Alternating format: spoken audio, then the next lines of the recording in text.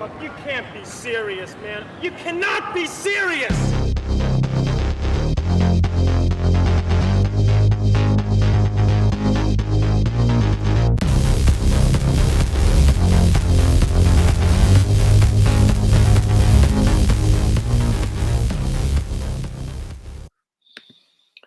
All right, we are here back Monday night. It's me and my guy, Dawg, in the house. What's going on, brother? Man, happy to be back. Very excited for a new episode of Sirius Sports. We got a lot to talk about.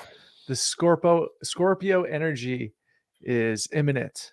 Yes, it is upon us. And if you're new to the show, this is Sirius Sports. And of course, we take what we do seriously. Are you a serious person, Al? Man, sometimes when I'm serious, I'm like really, really, really serious. But a lot of times I'm so sarcastic that there are layers upon layers on it. And like multiple layers of irony I use. And a lot of times I'm not serious. I'm serious when I'm really serious. But other than that, man, I'm only serious about things I care about. You know, most of the time I'm really entertaining myself. That's like 98% of it. Well, I think in a lot of ways, that's probably the most important person you can entertain is yourself, right? Yes.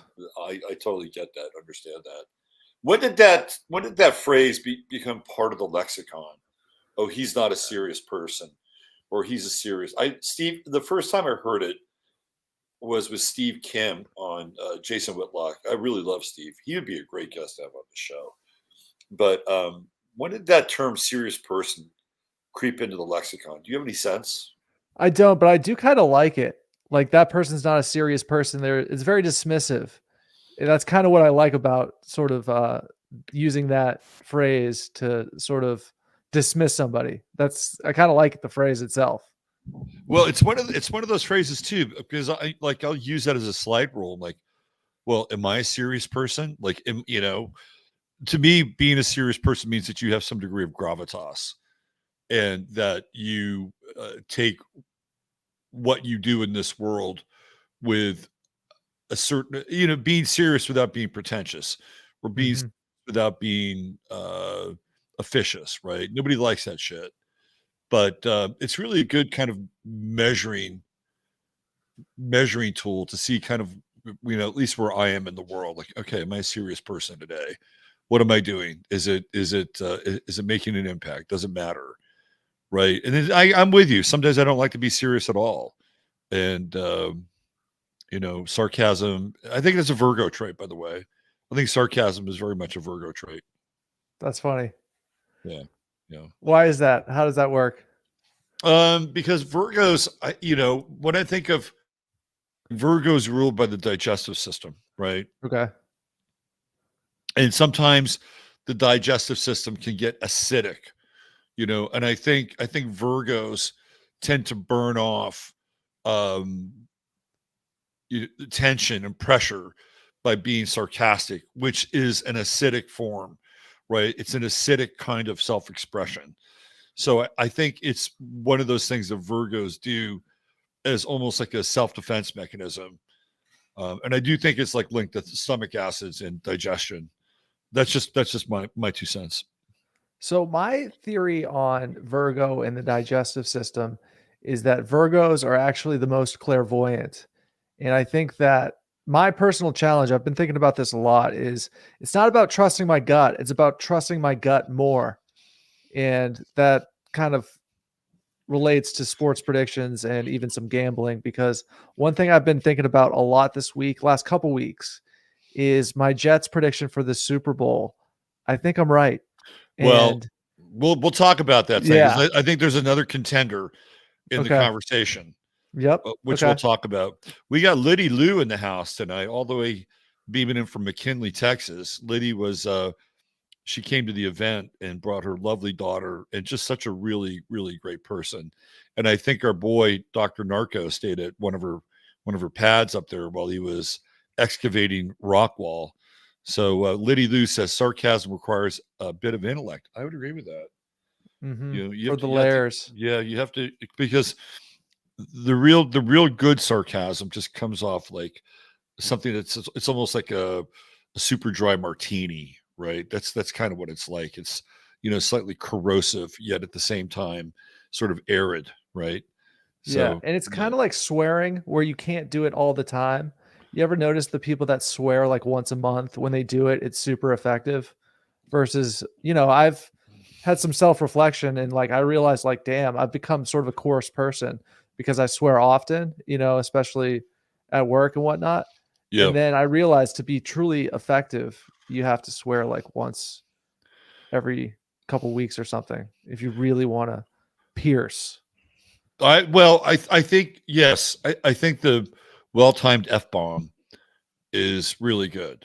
Like Hmm. the well-timed F-bomb or the well-timed like shit or dumbass. Those I think they can make their mark and an impact.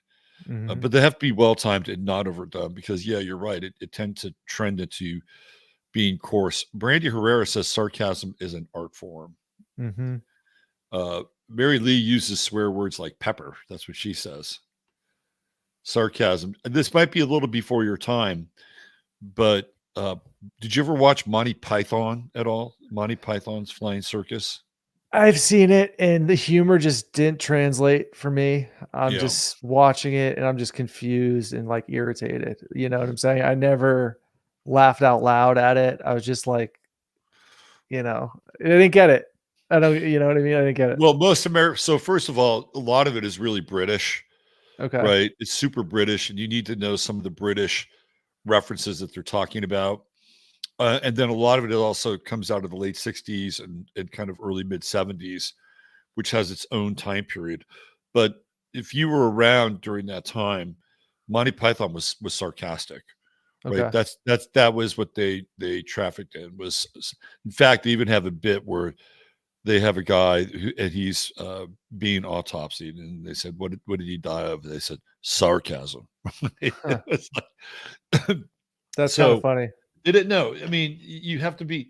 Not everything with Monty Python worked, but when they were on, I was like, as a kid, I loved them. Another show that I really loved right around that time was a show called Fernwood Tonight with Martin Mull and Fred Willard, and it took place in Fernwood, Ohio, with kind of imaginary place, and it was like their version of a nighttime talk show.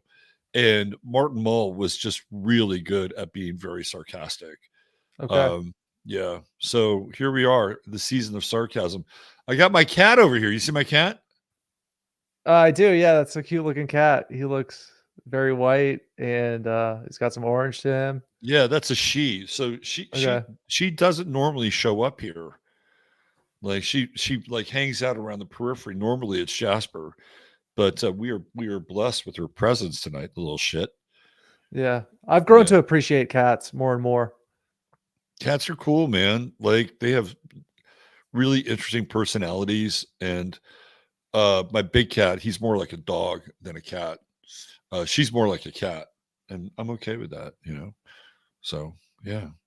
Anyway, we're gonna get into Scorpio tonight. Look at that. We got a peachy sighting. Let's see. No one laughs at my dry humor. I also grew up in Europe, so double whammy. Virgo. So look at this. Here we go.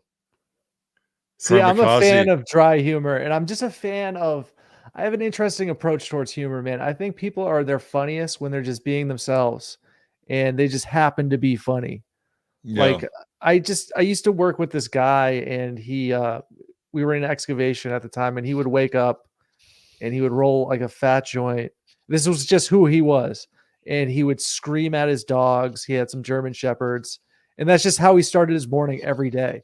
You know what I'm saying? And it was just like who he was hilarious. He had all these like local beefs. You know what I mean? And he wasn't trying to be funny at all. But I think that is like I think people are funny that aren't trying to be funny, like people who are themselves, and it just happens to be this ridiculous character. There's a few guys I find funny, and nobody really finds them funny, but I find them hilarious. Okay, like So, who? Like like, who? okay, do you know Mike Cernovich? Do you know who that guy is? I do know Mike Cernovich. Yeah. Yeah, it's like he to me is hilarious because I don't follow him, I can't keep up with it, but just the fact that he's on Twitter all day long just throwing out these ridiculous and nonsensical takes. And he's got this list with me, Mike Cernovich. He does have that. He does have that list. And he's That's like, funny. "Hey, this is my take on politics, guys." You know what I'm saying? Like, it's the grill mindset is like, he has to be laughing his ass off at some of the stuff that he tweets. And I find Tariq Nasheed very funny. I think he's hilarious. He's got that. He's like this on Twitter, and he's like, he's throwing out ridiculous takes all day long. I think Richard Spencer's funny. If you know who Richard Spencer is, he's hilarious. I do know Richard Spencer. Didn't Richard Spencer like become like a liberal or something? Like he is effectively a liberal. He's like a liberal snob, and he mixes in the race humor, and he is so funny. But he's not trying to be funny. He just happens to be this ridiculous person that is funny. Mike's like, those are the funniest people to be: Mike Cernovich, Richard Spencer, and Tariq Nasheed. None of them are trying, but they're all so funny to me. That's really interesting. That is a very, very interesting trio of comedians. What would happen if you got all three of those guys in the same room? It would be the funniest podcast ever. And like, they'd all be being themselves, and they would be taking themselves seriously. Right. And those guys, all three of them seem to take themselves seriously. And when you take yourself super, like, dude, that's such an amazing recipe. When you take yourself super seriously and you're this like ridiculous caricature living this ridiculous lifestyle, that is just a golden combo, in my opinion. Yeah. You know? Right. Interesting. What about people that are trying to be funny, like comedians? Are there any comedians that you find funny? Well, that's an interesting question, because I've been a fan of comedians currently and in the past, but I don't like their comedy. I don't find them humorous. Like, I'll listen to a 3-hour podcast and I'll be like, oh, those are some good points.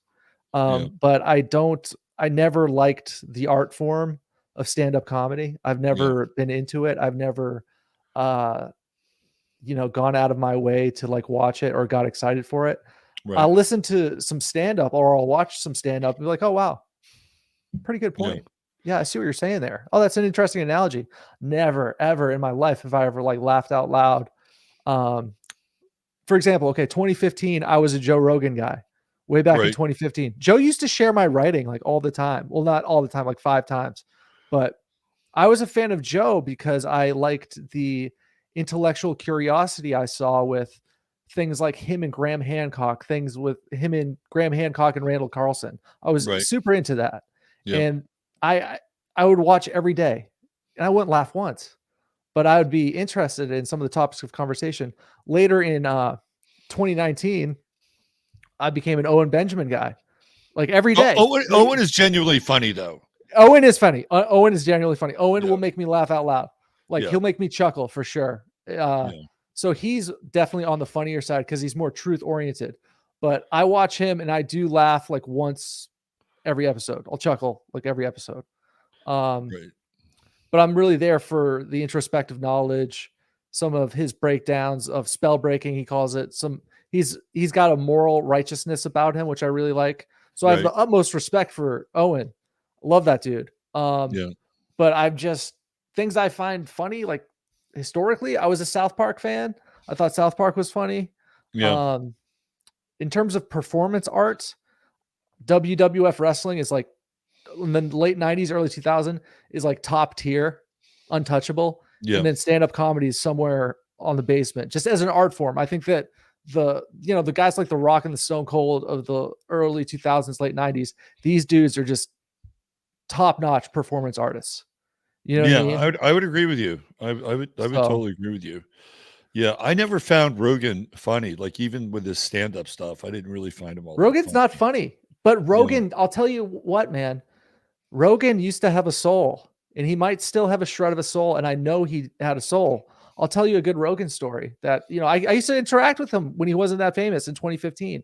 I would write like, I had my little libertarian hip hop sports blog in 2015. I would write like top 5 reasons to check out the Joe Rogan Experience.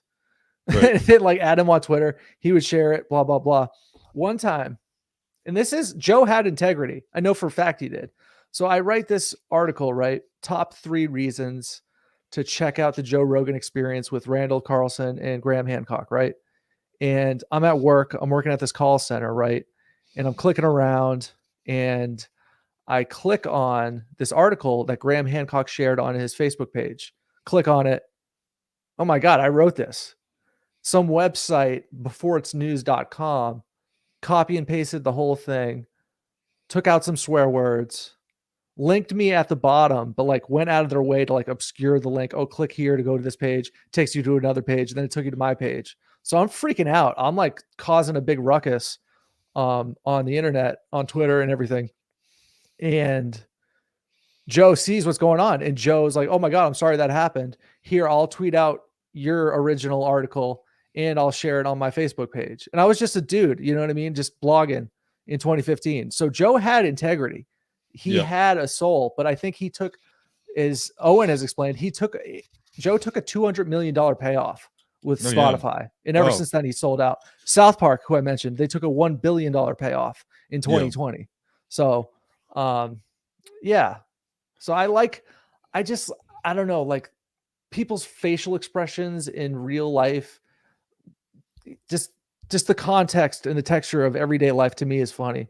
So yeah. So I was a big Chappelle 1.0 guy. I love Chappelle 1.0. Post Africa Chappelle 2.0. I don't know who this guy is now. Right. He just looks different. His timing is different, but Comedy Central Chappelle was fucking amazing. Yeah. Like he's both satirical and sarcastic, and he just skewered everybody. Like he would skewer his own race as much as he would skewer whites, right? Like that's like it was high quality misanthropy that would just, split your side. And then Robin brought up In Living Color. Were you ever an In Living Color guy? No. Oh, that's the black show? It's black, right? Oh, dude, the first 3 seasons of In Living Color were just genius. It was like there was nothing else like it. You had the Wayans brothers, you had early Jim Carrey, right? You had eventually Tommy Davidson shows up and he's great. David Allen Greer, you've got Kim Wayans, the Wayans brothers' sister. Of course, Jamie Foxx eventually joins the show. I mean, such a rich pool of talent. That show was off the hook, man. It was really good. And, it was kind of early hip hop, right? It wasn't, hip hop hadn't been poisoned yet. Yeah. It was still kind of fun and groovy. It was fly, man. Like it was fly back in the day. So that was a really funny show. Lots of talent. I think they got about 4 to 5 seasons out of it. And then Carrie just became a big star and eventually left the show. So, why don't we transition into in this early Key and Peele? How about the Key and Peele thing where they do the guys from the different colleges? Oh my God, that is hilarious. That is really so funny. good. And it's true because if you look at an LSU roster or a Alabama is a great example. Clinton Dix. His first name is Ha-H-A Clinton Dix. There's also Kool-Aid McKinstry. Right? Yeah. That's his real name. I know, Kool-Aid. Yeah. Kool-Aid's a cool guy, right? He's always cool under pressure.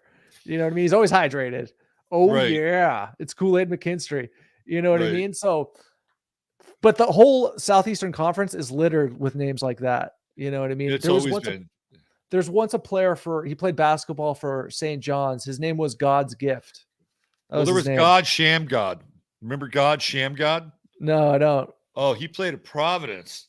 God Shamgod. So I think he came out, the whole, what are they? The 5%ers, the 7%ers, like those dudes in New York that are into the whole kind of, black occult science world. Like, I think he came out of that, but yeah, God Shamgod. I think he played at Providence. Wow. It's like, oh, that's an interesting name.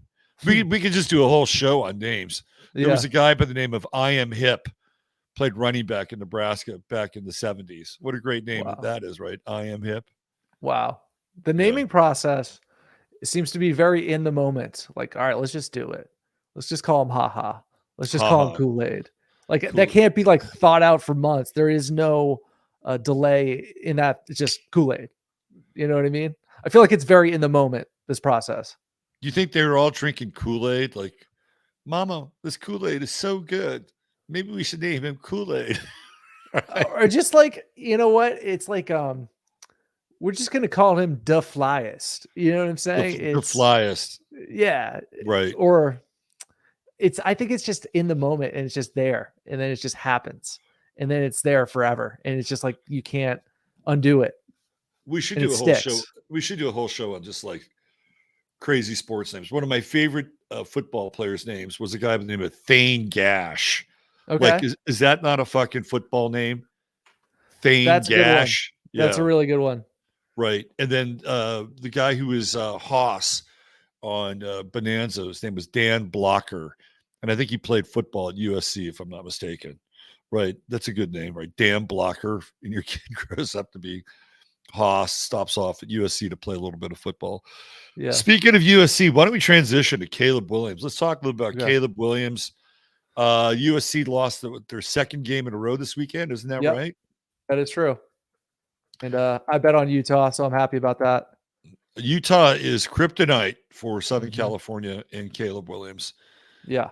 So And I had a shift on Caleb Williams when I think it was the Pac-12 championship game last year. last year, He puts "fuck Utah" on his fingernails, and he paints his fingernails FUCKUTAH, right? And ever Yeah. since then, I'm looking at this kid like, yo, this is sus. This kid's ego is too big. Don't you dare paint your fingernails and go out there and play football and get your ass kicked. He's 0-3 his last 3 games against Utah. There's a lot to say about Mr. Caleb Williams because I think he's on a downward trajectory. I think his stock has already apexed because their schedule is brutal.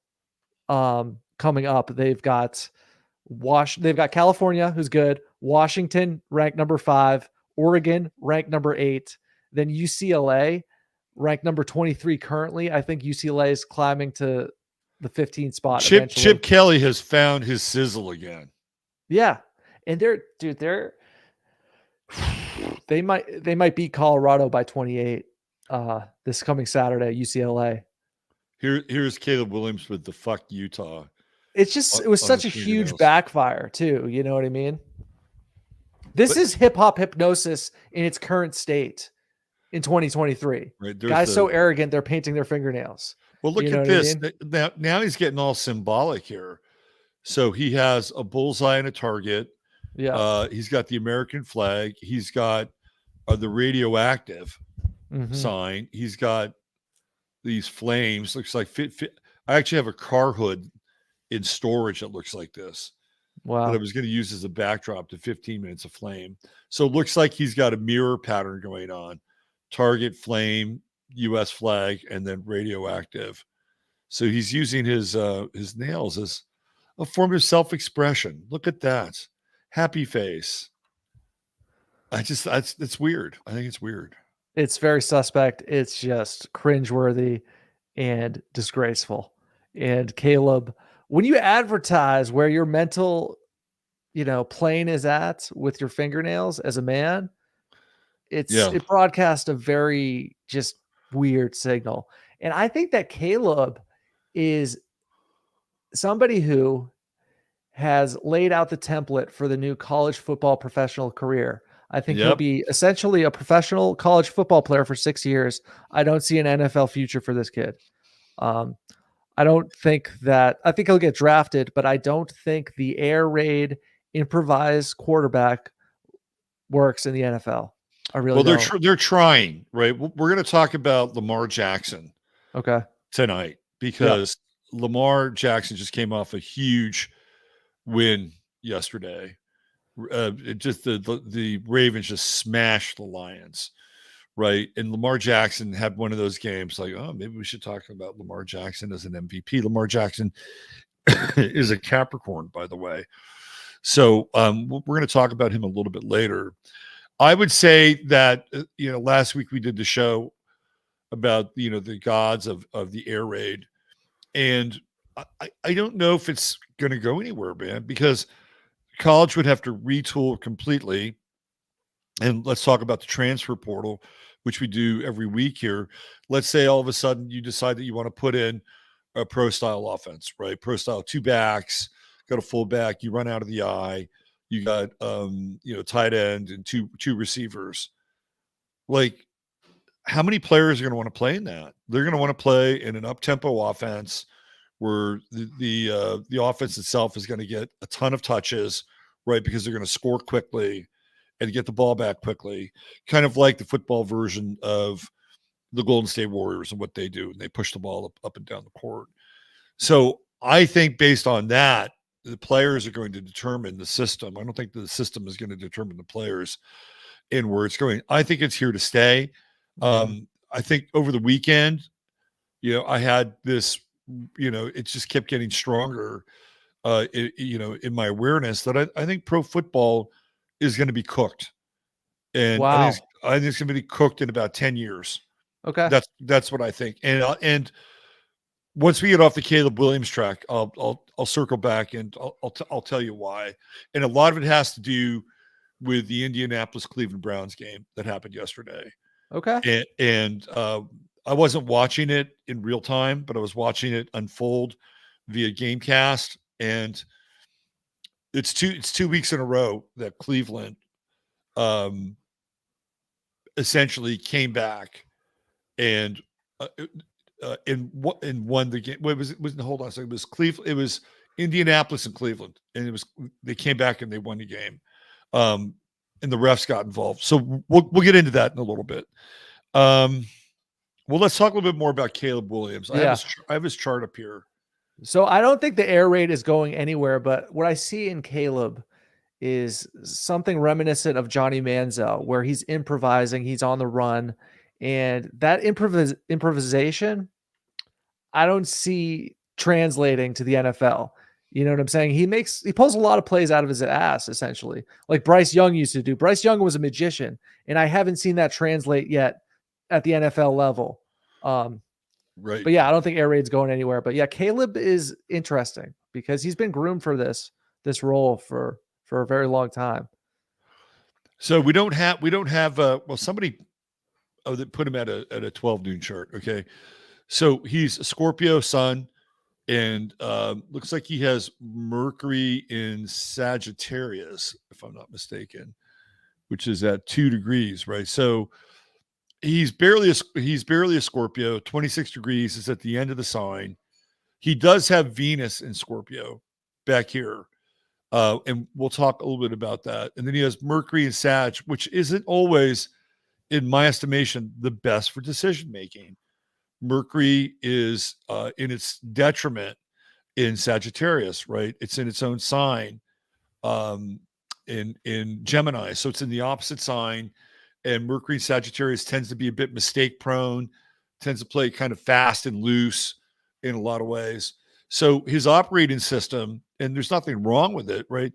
But he's got an operating system which is scorpionic, which is, again, theoretically intense, right? Deep, but he's also, this is where the risk-taking part comes in. And he's a risk taker, right? He's got this Mercury-Uranus square in his chart. So, I'm not sure that he can be trusted. I mean, this is a chart that's got a fair amount of squares and dynamic tension in it. And we're just coming out of, he's got Mars and Scorpio too. So he's going through his Mars return. He's got Mars. This is a different chart. I don't usually read these charts. So he has Mars at 22 Libra. So he's just coming out of his Mars return. And he has Venus in Scorpio. So he is not the best decision maker. And there is an impulsivity to him and his chart, right? This is kind of what we're seeing here with these squares to Uranus and even the Sun Uranus square. And this comes out like earlier last week when he said that he wanted the fucking share of a team as part of his deal, right? Like he wanted a stake in ownership as part of his deal when he comes out and plays in the NFL. Like, I mean, you're looking at if that were to happen, it would be a very, very, very small percentage, and it would not happen because it would set a precedent, right? But they could never do it. No, here's an interesting example with Jay-Z, right? He owns part of the Nets, right? The Brooklyn Nets, but it's such a small percentage that I feel as if it was used just for the headline. And I think that with Caleb, if that were to happen, it would be like the same thing. It would be a very small percentage, Oh, and it would no, be used just as a headline. I disagree with that because every college player moving forward would want a piece of it. It's like, well, Okay. Caleb, it would set precedent. Well, Caleb got that. Caleb got a stake of even if it's like 0.5% or no, this to me, the audacity of that statement, like I kind of like it in a weird way, Yeah. but on the other hand, it's like, dude, you like stay in your lane a little bit here. And I think this is what's breeding college football players now. We have NIL, we have the transfer portal. You and I talked about Caleb Williams being at USC for maybe 6 years. I mean, why would he want to leave? He's playing in Southern California. Mm-hmm. He's playing in an offense that suits his skills. He's got massive, probably NIL money, right? He's the big man on the campus, and then some. But on the other hand, it's breeding this attitude that, well, I can have anything. So I may check my options back here at school if I don't get a percentage of your team. I think it sends the wrong message. But again, we're living in a society now where it seems that people's whims and desires are being met, right? Like if you fit a certain profile, like if you fit the equity profile, the diversity, inclusion, and equity profile, sure, why not? We'll give you a percentage of the team, right? So again, it's kind of being bred into him, because of everything he's getting from the NIL deals, and then looking around socially, it's like, well, all these other people are getting these perks. Well, why can't I get a perk? And then what will happen if some of the the Tariq Nasheeds or people that are kind of, when they say, yeah, give him a piece of the team. What are you, too racist for that? Right? Come on. Yeah. Check your privilege at the door. I mean, I could kind of see something like that happening. Yeah, I think it would be advantageous for him if he wanted that, is to get the race hustlers behind him. Right. You know what I mean? Get a whole squad of race hustlers. Ibrahim Kendi, like he should hire Ibrahim Kendi as his agent. Mm-hmm. There you go. He's got Jupiter and Leo. We talked about Jupiter and Leo with Dion right here. Right there. It's like Jupiter's Dion's got the Sun Jupiter conjunction. Oh my God. Yeah. Like talk about the ego has landed, right? So he has it, and he's got a trine with Pluto. So he has that kind of Sanders-like confidence in getting what he wants. So it doesn't surprise me that he's so Jupiter in Leo is big ego, essentially. Huge ego. Jupiter makes everything bigger, right? That's the whole idea with Jupiter. And Leo is all about the personality. Ego is all about performance, drama, right? So Jupiter just makes it bigger. And when you get Jupiter in Leo, that's why I was asking. Yeah, that's funny. But you're lucky. You're lucky you're a Virgo, though, right? Okay. Because being a Virgo, you can kind of keep that on the side a little bit until you need it, right? Until you need to flash some self-esteem, and then you go, okay, here we go. I'm up by Jupiter and Leo, kind of roll a little bit here. Yeah, people shouldn't they have to irritate the Jupiter and Leo out of me, and then when it's coming, it's going. No, but I can see that, right? It takes somebody that has a certain amount of self-possession and belief in themselves to publish a book, right? Well, okay. Like I've got something to say, God damn it. Okay. That's a Jupiter and Leo kind of thing. Like I'm gonna write, and that's not a bad thing. Yeah. But the Virgo kind of keeps a lid on it. I think it's kind of the best of both worlds, actually. So Jupiter and Leo also, in my opinion, takes home run swings, it seems, because Caleb's taken a home run swing with some of his statements about wanting to be an owner. Dion's a home run swinger. You know what I mean? Yeah. It depends on the position, right? Like he's got this trine with Pluto, and Pluto is like, it's money, it's resources, and it's big money. Like Caleb Williams is going to be rich no matter which way you slice this chart up. This guy's going to be a rich motherfucker because he has a Jupiter Pluto trine. And he is taking really big swings. Like he believes that he deserves whatever he can cultivate in his life based on his chart. I can tell you that right now.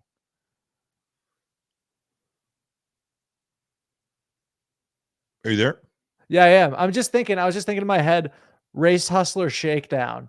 Like he should honestly assemble. I said it before, but I'm going to say it again because it makes perfect sense. If he assembled like 10 of the top race hustlers in the country and then just pressured one of these organizations, I think they'd cave. I think they'd cave and they'd give him a small percentage. They might. You know? Although I have to say this, he's Gen Z, and by and large, Gen Z doesn't indulge in that. I like that. That's good. They're not really about. You'll find that in the millennial group. The millennials will go definitely all in, right? But Gen Z doesn't really do that.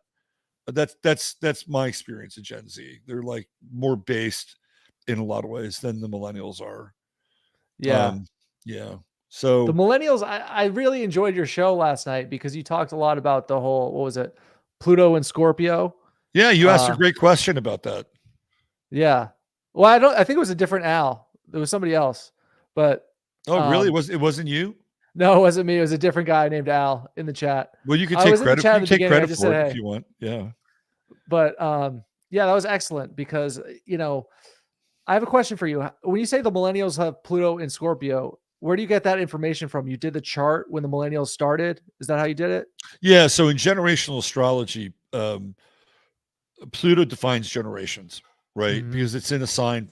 Pluto has an irregular orbit, but it's usually in a sign anywhere between 13 to 16, outlier 17 years, right? So during that long period of time, you can see how that generation transforms, which is what Pluto does, how it transforms the culture.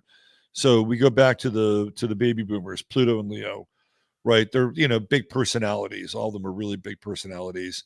The baby boomers culminate with Bill Clinton.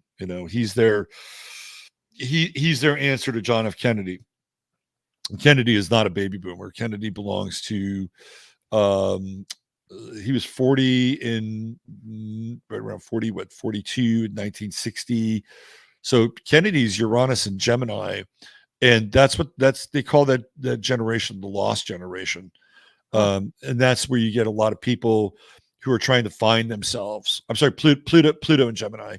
They're trying to find themselves. You have the expats kind of going to France, people like Ezra Pound, Ernest Hemingway, all these Americans that are trying to, it's typified by Eliot's The Wasteland, that poem, The Wasteland. Are you familiar with that? Nope. Oh, it's one of the most epic poems in the English language. And it's about the Fisher King, and it talks about the wasteland and how the wasteland and the Fisher King is a metaphor for like post World War I reality, right? And it's a high time, but there's also disillusionment. So you have a lot of Americans that are going to Europe, and they're hanging out in Paris, and they're part of the literary scene. So that they're typified by being the lost generation. Anyway, Pluto and Leo is like really artistic and very creative. And when you look at most of the athletic icons, right, a lot of them tend to be boomers. Like a lot of Michael Jordan's kind of on the edge of being a boomer. Or Kareem Abdul-Jabbar is definitely a boomer, right? Larry Bird and Magic Johnson, I think they're born just a little bit before me, so they're kind of at the edge of being boomers. Joe Namath is definitely a boomer, right? So a lot, yeah, he is. Yeah, a lot of these icons, these kind of larger than life figures, they're on the boomer tip. I think Will Chamberlain was a boomer, if I'm not mistaken. So they're interesting people, and they're personified by Leo, right? So they're very creative. And they're like the first to eat at the table. This is how I how I classify them, right? So they're the first to eat at the table. So they get to sit down. Like in genetics, usually the first child gets the best genetics. Not always, but usually the first child gets the best genetics.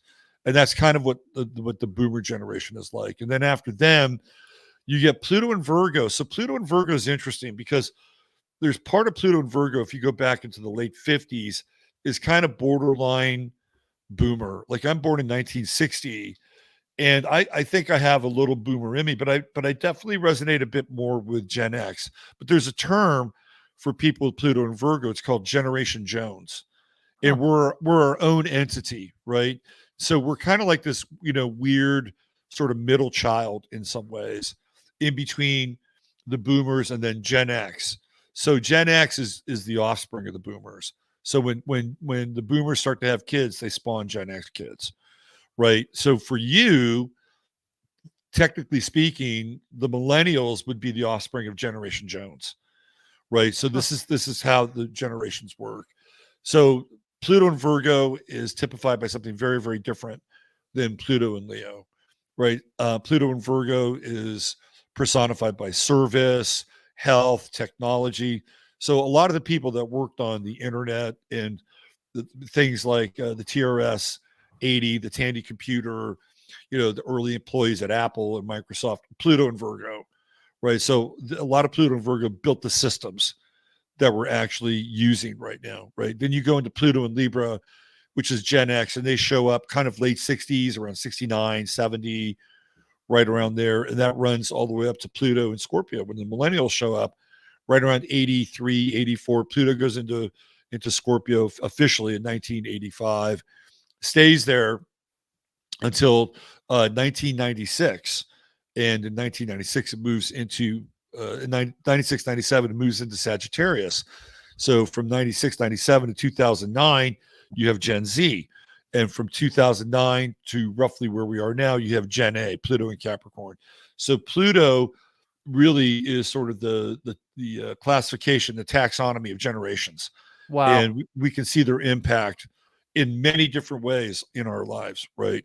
So that's how we got to talking about Pluto and Scorpio and the millennials and how they impact our culture. And even to a large extent, what we're dealing with now, the millennials are starting to age out. The oldest millennials now are around 39 years old. Like they're starting to hit 40. And the youngest millennials would have been born, 1995, right? So that puts them right around 33 years old.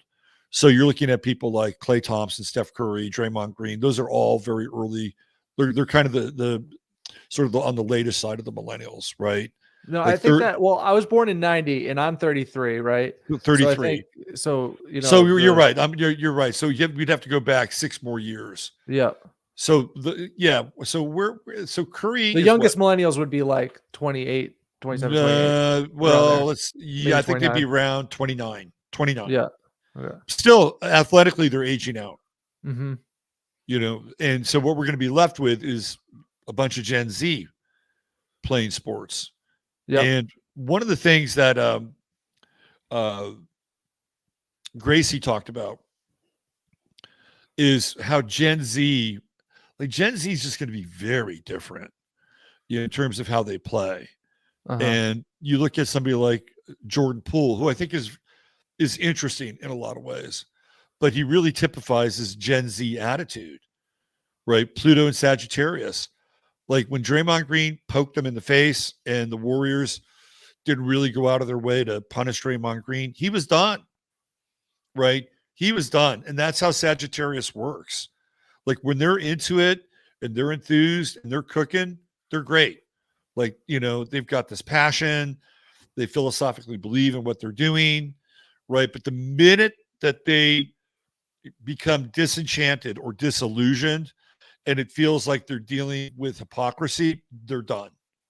I like that trait, man. I got to say, I like that trait about these Gen Z kids. Yeah. Because, well, not kids anymore, but I've noticed about them is that they're sort of rejecting the corporate culture that a lot of millennials embraced. There seems to be a sellout sort of feature to my fellow millennials. We had a very there's a big time. It's sort of exemplified by the movie Wolf of Wall Street. That movie was just embraced by millennial guys around my age because they just loved the excess and the corruption, and like they know they're lying and they're stealing, but they don't care because they're such sellouts. So there's this weird sellout element. And I think hip hop is a huge part of that as well amongst millennials. But with Gen Z, I see them sort of rejecting corporate culture. And I really like that. I see them being more likely to say, hey, fuck you, I'm going to start something on the internet, or hey, fuck you, this 9 to 5 corporate bullshit, it's not worth it, I'm not doing it. You know what I mean? I really like that about them. Yeah, it's true. I mean, even look at something like Pfizer and Moderna, which are corporations. And I would venture to not just guess, but articulate that the millennials were really into the vaccine. Like they were pushing it, right? Oh, like, they loved it. They fucking loved it, dude. Like I swear, when the whole Bologna 19 started, they were totally into lockdowns. Yeah. I knew so many people that were posting their story every day. Oh, day 1 lockdown, day 2 now we're playing checkers, day 3 video game marathon. Oh, this is so terrible. I'm not enjoying this. Like I wish there was a word in the English language that described how sometimes you can tell that somebody is secretly enjoying something. Like you're complaining and you're talking. I know you're enjoying this. You know what I'm saying? So Right. I totally agree with you that the millennials were a lot of millennials were totally into Bologna 19. Meanwhile, for me, I linked up with some other people who understood what was going on. 2020, best year of my life. So it's a little bit of both. And it was the most hilarious year of my life.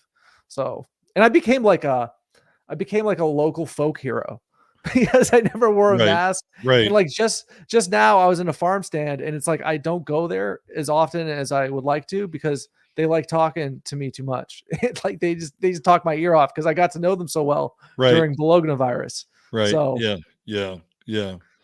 Well, it always starts with one man with courage and conviction. James Kaplan says NFL now has a rule against it, meaning that you cannot be ownership in play.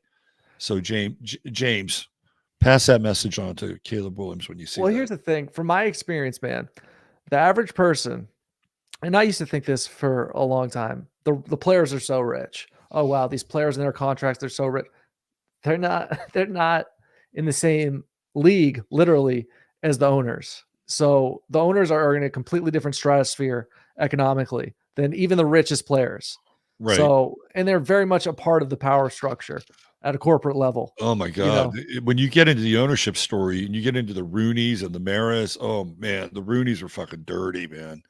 These are global players, but I don't know much about the Rooneys. That sounds very interesting to me though. We'll do a show one night on the Rooneys. That would be, we might even do something like that next week because it would be a really deep dive. I went into the Rooney background and, how they bought the Steelers and the relationship with horse racing and tracks, and they were involved in gambling. There, a lot of these people who made a shit ton of money back in the 20s and the 30s, they made it illegally. They made it through like bootlegging, pimping, whoring, numbers. I mean, the Rooneys and the Maras were Irish, right? And the Irish had their own gangs, and and their own crime families, and that's essentially what the Rooneys are. They're a crime family. Like that's what they emerge out of. The Kennedys are a crime family, right? And that's how they got these franchises, these huge stakes in ownership. And it was back during a time where it was not that expensive, and if you had connections, you could certainly do it. I mean they're part of the American story. Now you've got hedge funders and mortgage brokers who are essentially like buying these teams. The one guy who's one of the biggest crooks of all time is Bud Selig. Oh yeah. Bud Selig basically bought the Seattle Pilots out of fucking bankruptcy. Like I cannot find how much Bud Selig bought the Seattle Pilots for. The Seattle Pilots were a 1-year team. Like the Seattle Pilots were an expansion team in Major League Baseball. So MLB expanded with 4 teams. It was for the 1969 season. So you have the Seattle Pilots, Kansas City Royals, Montreal Expos, and the San Diego Padres. The Pilots played 1 season, and they couldn't get any financial relief from Major League Baseball. So they got put into essentially bankruptcy court or bankruptcy file, and Bud Selig bought them, and he bought them really fucking cheap, and he moved them to Milwaukee where they became the Brewers. Wow. And when you look into how how owners actually get teams, it's really shady. It's really shady how a lot of these owners get their teams. So now we have this process in the NBA where you have a guy like Robert Sarver, or you have in the NFL a guy like Dan Snyder. And if they don't like you and they don't like your politics, they will smear you, right? They basically smeared Dan Snyder out of Washington, D.C., and then set up the sale of the Washington football team to whoever owns it now. So before, if you had leverage, if you had the money and you had the right connections, or you had the sort of the right track, you could get an ownership stake. Now it's way more cloak and dagger, because to get an ownership stake with a team, you have to get rid of the original owner, and nobody wants to sell their fucking team, right? They don't want to sell their team. So what happens? They will get somebody like Jerry Richardson, who owned the Carolina Panthers, and he was the guy that bought the franchise. He was awarded the franchise when Carolina became an expansion team. They Me Too'd him for something that had happened like 15, 20 years ago, right? And so he had to sell his team. Who did he sell it to? He sold it to David Tepper, who's a big hedge funder from Pennsylvania. He had a small stake in the Pittsburgh Steelers. Hello. And he moved it. Like, you cannot get a franchise now because nobody wants to sell the franchises. But if they use enough scorpionic power, because that's really what they do, right? They will use things that are hidden in a person's past. Or in the case of Donald Sterling, it was a total setup, right? When Donald Sterling got caught on tape, right? Basically, I think he used the N-word a couple of times, right? And that was it. Like Sterling was done. And it was a total setup. They wanted that team to go to Magic Johnson. Like, interesting. And instead it went to Steve Ballmer, who was the sales guy from Microsoft. But if you want to, in these sports franchises, they fucking print money. They're like printing presses. So to get them, it's like, first of all, you have to be, super leverage. You have to have a shit ton of cash. But in order to get one, somebody's got to give one up. Right. So now every time you see somebody give one up, it's because they're being forced out. Right. They're being forced out because of something that they've theoretically done. Same thing happened with Robert Sarver with the Phoenix Suns. They started to have, like with Dan Snyder, the NFL, actually, if you want to go really deep with this, the NFL is potentially really on the hot seat, because not only did they get Dan Snyder out of Washington, they forced John Gruden out of Las Vegas because of some of the shit that he was sending back and forth with Bruce Allen. And Bruce Allen at that time was the general manager. And John Gruden knew Bruce because his brother Jay was the coach of the Redskins, right? That time was. So they went through, I don't know how many fucking emails, like 300,000 emails, huge number of emails. And they went through all of them just so they could build a case against Dan Snyder so he could give up the team, sell the team. Wow. Well, Gruden gets caught in the net, and now Gruden is suing the NFL. Wow. And Roger Goodell and the NFL are doing everything in their power. What Gruden is doing now, this is all being heard in Nevada, by the way. What Gruden is doing now is he wants everything out in the open and transparent. So the NFL has filed an injunction against a judge in Nevada, and they're saying, no, we don't want this to be out in the public. We want this to be adjudicated behind closed doors. And Gruden is like, no, I want this to be out. So a judge is going to rule on this. Now, if it is ruled out in the open, the NFL is cooked. They're cooked because John Gruden is suing them for a huge amount of money due to the fact that he was maligned, slandered, and forced into a wrongful termination. So this is the blowback, right? They go in, they try to get Dan Snyder out, and then they discover a few little sprinkles of John Gruden. They make him look like a racist. The NFL wants to be woke, right? It wants to be on the side of Black Lives Matter and Colin Kaepernick and, everything that's associated with that. So yeah, we'll take Gruden's scalp along the way. Well, I gotta say, I'm behind John Gruden 100%. I would go to war with John Gruden. Yeah, without question. Yeah. So this is a big story that the NFL is going to have to deal with. Do you know how much Roger Goodell makes per year? I don't. $300 million per year. That's outrageous. 300 million. So how much Yeah. money does the NFL make? Right. By the way, keep it in astrological. Roger Goodell is a Pisces. He's a Pisces. And you can just tell he's a Pisces. Doesn't Like, drink, what- does he? Oh, fuck. What do you think came out in Gruden's emails?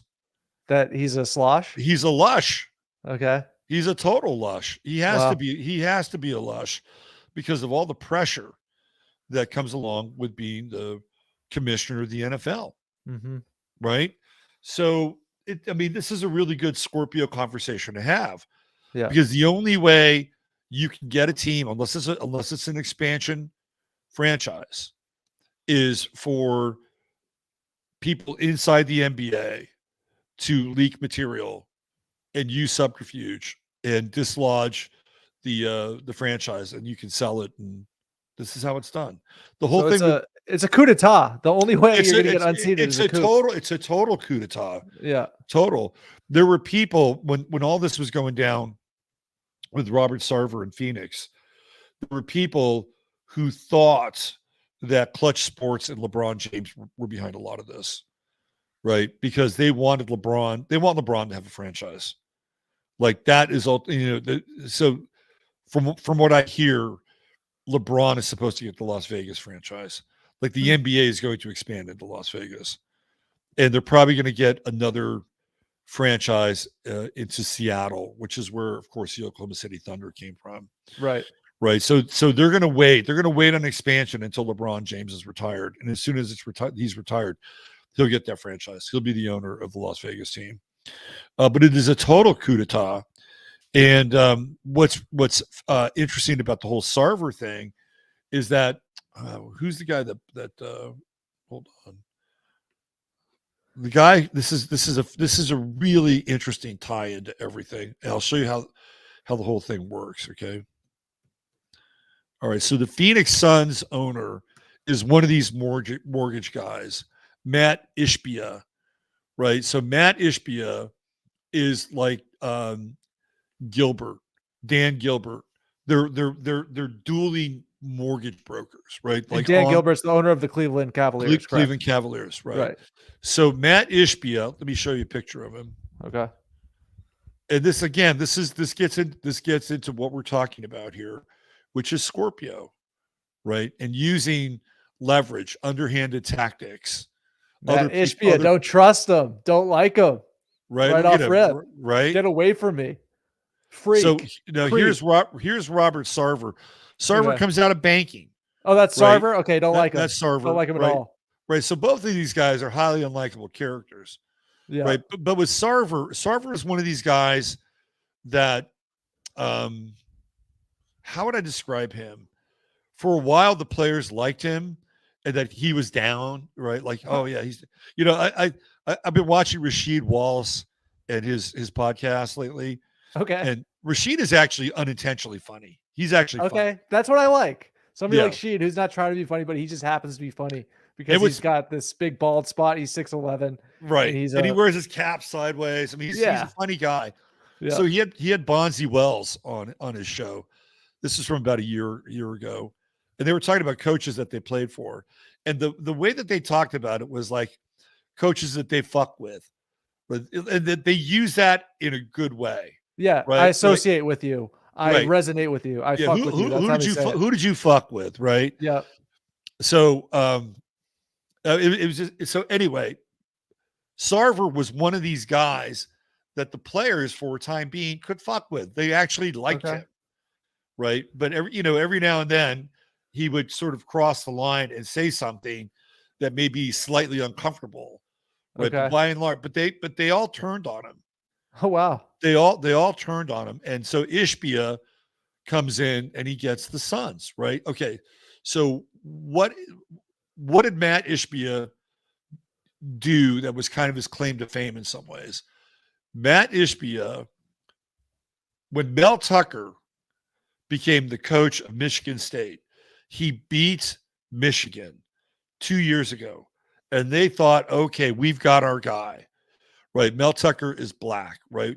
And he's like a diversity hire, right? I mean, let's be fair. Mel Tucker can coach. He came from Colorado, like follow the bouncing ball. He came from Colorado to Michigan State, and who replaced Mel Tucker? Carl Durrell.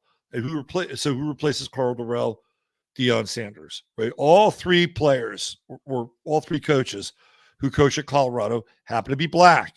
So Colorado is definitely down with the diversity hire, right? Like every time out, we're gonna get a coach that's gonna make us diverse.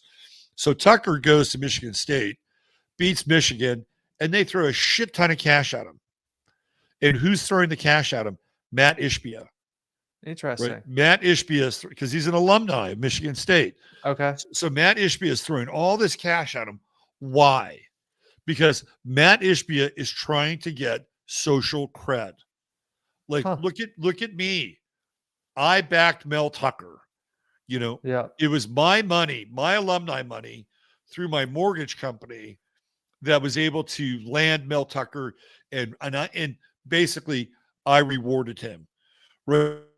Doing ultimately was he was virtue signaling at a really high level, right? So that when the seriously, that's crazy. So when the NBA comes along, the NBA says, "Oh, let's make Matt Ishbia the owner. He's qualified." Remember all that money he gave to Mel Tucker? Oh yeah, he's the kind of guy that we want because Robert Sarver has been accused of being racist. So Matt Ishbia basically was like engineering this whole thing. This is how sports franchises are bought and sold and traded now, right? It is total sleight of hand, Byzantine coup d'etat, which is very Scorpionic. So then what happens to Mel Tucker? He gets wrapped up in a little tawdry little sex scandal where he's jerking off with we looked at her. We looked at that whole thing, right? Didn't we look at that? I think a very little bit. Just like so Mel Tucker, here's the deal. Mel Tucker was not a good coach as the money that was there for him was supposed to reward him for being, right. It was not commensurate. So Michigan State started to lose last season. They started to lose this season. So what do? They want to get out from under Mel Tucker's contract. They don't want to pay him that money. Right. So they have this woman who's here. Right. Let me show you. Let me show you this. It's a political ousting. You're in a political position as a head coach. This is what's going on now. I mean, it is fucking dangerous liaisons. You know, whether it's a college gig or whether it's a pro franchise, this is all very Scorpionic. Right. You know, Scorpio is very, very underhanded. In a lot of ways. It's backroom deals, it's smearing campaigns. So this woman, Brenda Tracy, she was raped at one point in time. So she's hired now to go onto college campuses and be the liaison between the campus and the athletic programs, right? So now here's Mel Tucker and Brenda Tracy, right? So she's supposed to be the liaison. Well, they wind up having a consensual kind of like relationship, right? Like he gets busted for essentially having phone sex with her. Right? This is what happens. Yeah. And this all happened during the season. Wow. It happened during the season. And what did they do? They fired Mel Tucker. So now he is suing Michigan State because he was set up. Yeah. Some people say it was an actual setup. I can see that. Right. And so how did he get there? You go back to Matt Ishbia, giving him all the money that Michigan State could use to afford him. Oh, look at this. We just made Mel Tucker one of the highest paid coaches in the Big Ten. Right? Like, he makes as much as Jim Harbaugh now. Oh, look at that. By the way, they're trying to get Jim Harbaugh out of Michigan. I can see that right now. Like Harbaugh got suspended at the beginning of the year for some weird infraction. And now there's this sign stealing scandal. They got their crosshairs on Harbaugh. Yeah.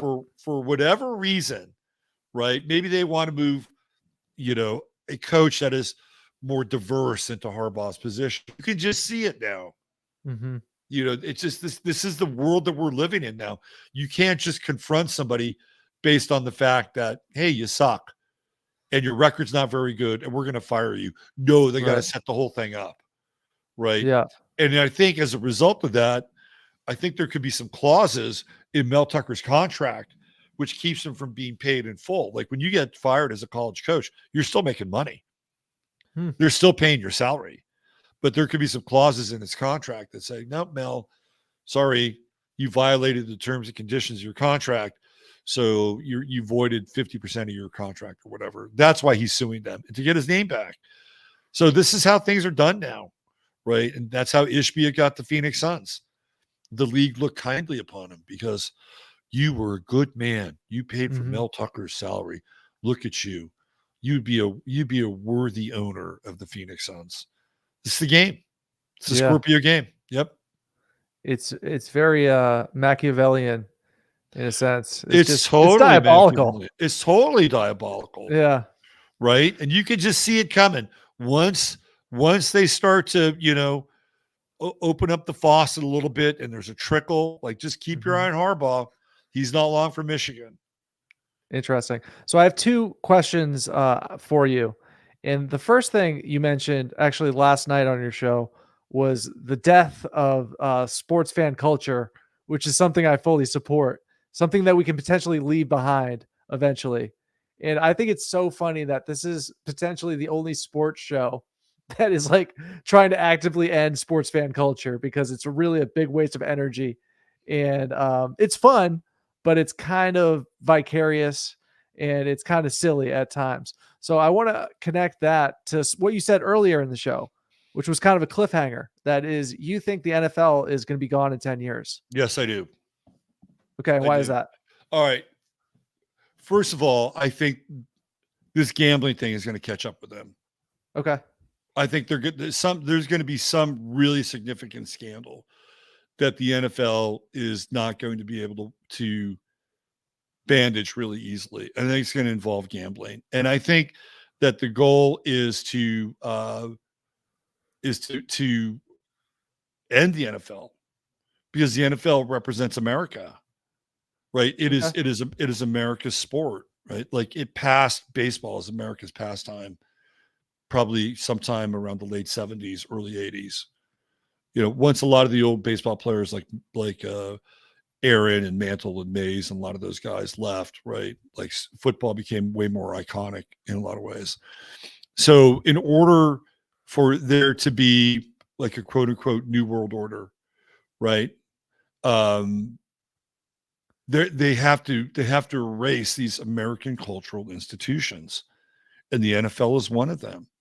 And they've been working on it now assiduously ever since they started to do the Susan G. Komen Foundation.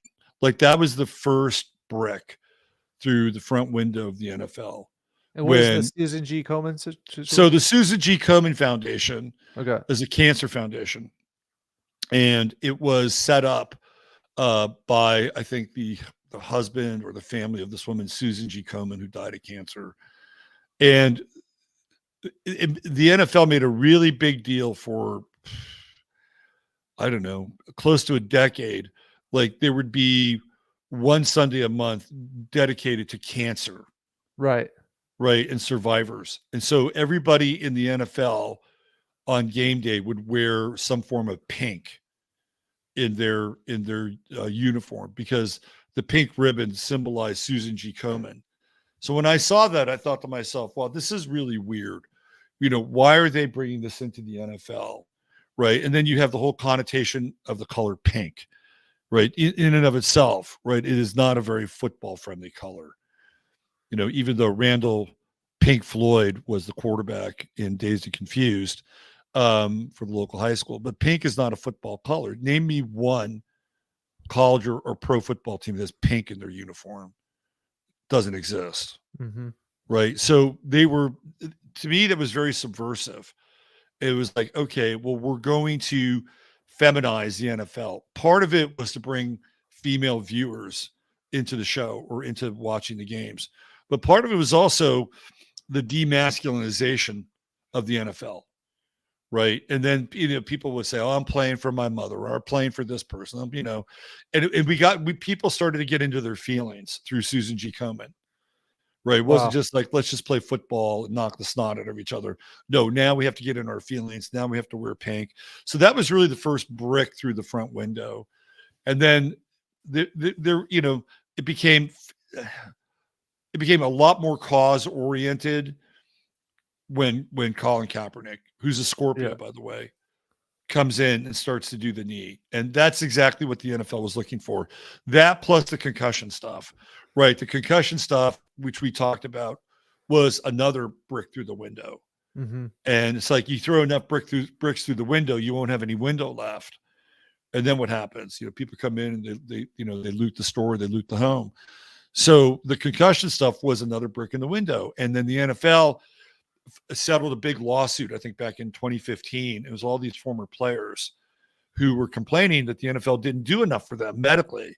Now, medically is a very broad term, right? It wasn't just what was really interesting. Again, astrologically, Uranus was in Aries during that time, and we're dealing with head stuff, right? Aries is the head. So all of a sudden, out of nowhere, the players formed together. Really, what they really wanted is they wanted the money that the current NFL players were getting and they didn't get. So guys that played in the 60s and the 70s and the 80s, like the football money doesn't really, like the volume on the football money doesn't really turn up until the 90s. So you had a bunch of players who are like, fuck, this happened to my knee or this happened to my arm, or, it was sort of like this Band-Aid, and the NFL was throwing them a bone, right? We're going to throw you a bone and we're going to wrap it under this whole concussion thing. Right. That's what was going to happen. And that's what did happen. So all these players who had played previously got money. Some of it might've been for the concussions, but it was really more of like makeup money, but it set a precedent. And then when that happened, they had, out of that lawsuit, they had a new collective bargaining agreement, and the new collective bargaining agreement, they changed the terms of practice, and they changed the terms of, like, you couldn't do 2-a-days, which they used to do during the summer. And you could only meet, during this amount of time. You're going to put pads on this amount of time. So they limited this whole idea of contact and practice, which has drastically affected the play in the NFL, right? So they keep weakening the product, because what we're seeing now is a pale copy of what used to exist as America's sport. Right. And a lot of that came through the lawsuit, the collective bargaining agreement, and everything else that's happened. You talk to any modern player now, you ask them what's wrong with the NFL, they'll say they don't practice. They don't. A lot of times they do walkthroughs, they don't hit, they don't tackle, like all that stuff got taken care of in the collective bargaining agreement. So then what happens? The quality of play is degraded. So there's that, right? That whole thing is huge for the NFL. Then you have the social justice stuff that comes in, and that's another brick through the window. So the bricks just keep, shattering this thing, right? And it's not going away, right? And ultimately what's going to happen, I'll tell you right now, what is going to happen is that there is going to be a scandal with the NFL, and it will be a scandal that will be so deep and so dramatic that it's going to be nearly impossible for them to stitch the NFL back together again. And in order for the world to move forward, right? Like, just I could go onto ESPN right now, and they're littered with stuff about soccer, right? Like, why the fuck do I care about, some first division team in Portugal? Like, I could give a fuck. Right. Right. Why should I care about, Man U, buying this player or selling? I could care less. And they're doing the same thing with the WNBA. The other night I was watching ESPN, and I wasn't even watching. I had the website up, and it was the Major League Baseball playoffs, right? Which supposedly is big news. And what's the first story on ESPN? It's the WNBA and the Las Vegas Aces. Yeah. Like, what the fuck? Like, it's It's painful, but I have a few thoughts, man. I don't see the NFL going anywhere because I do think it is an intricate part of the military industrial complex. And, as long as America is here, whether that's for 10 years, 20 years, whether it breaks up and balkanizes within the next 2 years, we don't Yeah. know. But as long as America is a dominant military power, I think that the game of football is an intricate But part we're of that. not. I mean, if you just look at, Yeah. Biden is saying, well, 50 years, countries run out of gas. Yeah. It's time to be a part of a new world order. He just said that 2 days ago. He's Seriously. a funny fucking person. Yeah. Whoever's He sucks, playing him. man. He's awful. He sucks, but it's like he is funny, that Joe Biden. Okay, but here's the thing. Here's Hold a on a second. counterpoint. I got to give a shout out to my Joni. Joan, She what's said- up, Joan? They pussified the they've pussified NFL. the NFL. I don't know if I agree with that because I got to Oh, tell I you, do. man, I do. it's still a very brutal game. Like I'm watching No, it's college, I'm not. watching No, the it- NFL. no, It's it's not. brutal. No, it's It's not. brutal. No, it's an absolutely brutal not. game, dude. No. If you It's go a, back, how are people having concussions and it's not brutal? Because they're having head-to-head full speed contact Not at no, 200 that's- pounds of they don't- muscle, they don't- 250 pounds, 350 pounds. No, I don't no. argue with you that the 80s and the 90s were more brutal, but it's Oh, still, way brutal. yeah, way more brutal. brutal. But Like, I watch that it's shit. still a brutal game. No, they what they're doing is they're socially engineering the brutality out of the game. Okay, Trust me. Okay. on this. okay, Right. But- So James Kaplan, Yeah. I just want to get this comment up here. Yeah. The officiating scandal with gambling, I see, which leads me into this game yesterday with the Indianapolis Colts. I think James is onto something here. They are going to have a big fucking scandal in the NFL, right? Yeah. And it is going to fracture the NFL. yeah, And we talked about this last week a little bit, but they have applied for flag football to be an Olympic Yes. sport, yes. right? This is Mhm. this is where it's going to go, right? This is totally where it's going to go. They're going to turn this thing. It will not be it's not what we'll know as football, or we used to know as football. And in fact, I guarantee you that when they get into flag football, it will be co-ed. It'll be a co-ed. It would be so gay. It'll I be- mean, co-ed trust me, flag football It'll be a is the co-ed worst sport. thing It'll be I've a ever heard in my life. That is just awful. But here's the thing, man. I see the game expanding on an international level through flag football.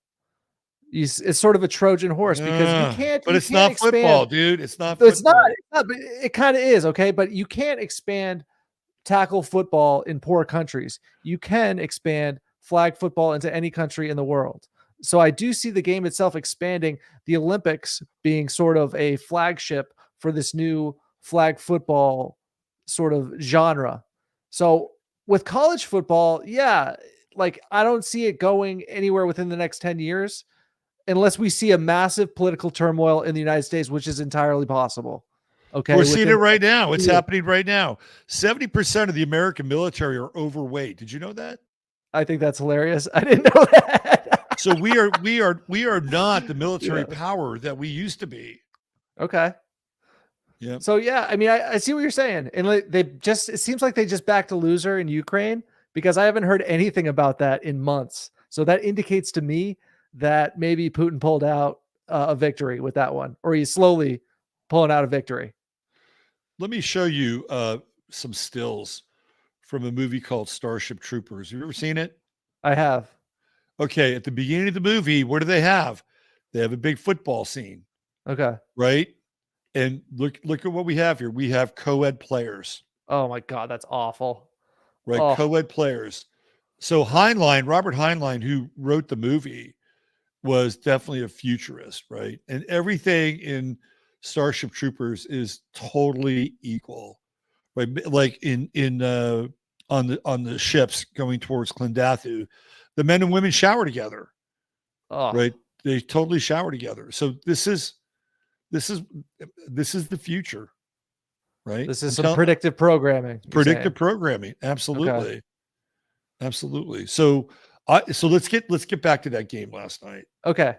Because I didn't watch it. I want to hear about it. I didn't watch it either, but I was watching on Gamecast Yeah. because one of the people that I actually find remotely interesting in the NFL is Gardner Minshew. I think Gardner Minshew is kind of cool. Okay. He's a throwback guy. He's got the porn stash, right? Like Gardner Minshew's like 70s. So he's playing for the Colts. Let me just go into ESPN here. He's playing for the Colts, and they're actually winning, right? Oh, my Niners are getting beat 10-0. Uh-oh. All right, let me go back to the game here from yesterday. Scores. Okay. So he's winning. They're playing the Browns. Let me go. Yeah. Let me get into they're winning, and then all of a sudden, it's like, let's start having penalties. Yep. The Let's officiating start in the NFL, having penalties. in my opinion, it's ostensibly rigged. Like, it's just totally rigged. There's no debate there. It's just in your face with the the holding in the pass interference. That's how it's done. Let's watch a little Pat McAfee here. I might have to take this up, but let's watch a little Pat McAfee here, because McAfee is going to absolutely rip on the officials in this game. Okay. Because the officiating was so bad. We might have to sit through a commercial here. This is usually what ESPN If you make a terrible call, you're going to piss off everybody. Nobody wants to be refs. I get it. So we got to appreciate those that sign up for it. With that being said, just because you sign up doesn't mean you get to be in the freaking NFL. Some of these dudes are absolutely terrible at what they do. And it got displayed yesterday. I don't know how these refs aren't full-time. We've talked about this for years. I have no clue how that decision has been made. I have no clue how we've gotten to 2023 with how prevalent sports gambling is, how much money is being wagered on these NFL games, that the refs, the ones that are calling 40-yard pass interferences or deciding games at the end like at the Super Bowl and stuff like that, aren't full-time employees of the league. That's integrity is the most important thing, because it's hard not to say that these teams got bamboozled. It's hard not to say that they got cheated, because that's a pass interference, okay? That's what they say. But we go to the play before that, which is the illegal contact, actually. This illegal contact call, can you hear that out? My God. I can hear the anguish in Pat's voice. Yeah, I can hear it all. Game. Yep. Colts strip, sack, ball going the other way after the play. Wow. Legal contact, 39, Indianapolis Colts. That was a game-altering call right there. Yep. Then you say, they got us once. Okay, all right. I mean, a little ticky-tack, but what do we talk? Then we go to the very next play. These refs said, nah, you get one, we'll get another one. That ball bounces into the stand. Into the stand. Jeez. Go back. This ball bounces. PJ had a great game, whatever the case. It's in the fourth quarter. Goes into the stands. That ball bounces into this guy's hands, okay? Old buddy says, wow, I can't believe that thing went in. I think Pat's performing a little bit, but I think that he needs to understand that, I'm supposed there's to be corrupt this way, officials. but look at this That's a guy. fact. He sees something. I need to look at what's going on here. He was nowhere near that ball. Certainly uncatchable. Nah, says whatever ref from, I believe it's Sean Smith. Sean Smith's crew says that's pass interference. That's illegal contact. Same corner, two calls, both of them obnoxious. Yeah. Both of them cost the Indianapolis Colts the game. So they had a strip sack in this game. Eric DeForest Buckner had a strip sack and effectively ended the game, but they called a fucking penalty to keep the Cleveland Browns in the game. And then, hold on a second. So, I'm. So they completely stepped in, and this idea that the refs should be full time. The reason that they're not full time is because it gives the league an out. Well, they're not full time refs, so they can have these momentary lapses of reason or error, right? But if they made them full time, then they'd have to be fully accountable, right? But because they're not full time, well, this is just how it works, right? Aren't they all lawyers too? Are all NFL a lot refs of them, lawyers? they're like lawyers, insurance agents. They're probably all fucking Masons.